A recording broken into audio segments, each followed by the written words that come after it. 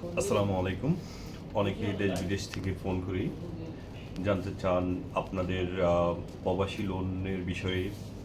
অনেকে ফোন করেন। তাই আজকে প্রবাসী লোন সম্পর্কে আপনাদেরকে ধারণা দিচ্ছি। প্রবাসী লোন দুই ধরনের হয়ে থাকে। যারা বিদেশে যাবেন, কর্মসংস্থান, বৈদেশিক কর্মসংস্থান ব্যাংকের মাধ্যমে লোন করতে পারেন। তবে আরেকটা সহজ সত্যি লোন হচ্ছে যেটা কম সময়ে এবং ঝামেলামুক্ত লোন। যারা বিদেশে আছেন, শুধুমাত্র আপনাদের রেমিটেন্সের উপরে এই লোনটা দেওয়া হয়।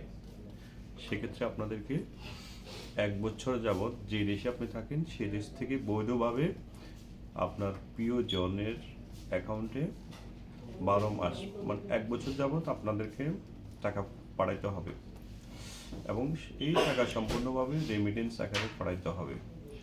তাহলে এই টাকার 80% টাকা আপনি লোন করতে পারবেন 1 বছর পরে, এবং সেটা আপনার দেশে আসা লাগবে না। আপনি বিদেশি থেকে আপনার যার নামে যেই অ্যাকাউন্টে টাকা পাঠাবেন, আপনার অ্যাকাউন্ট হোল্ডার এই টাকাটা লোন হিসেবে নিতে পারবে।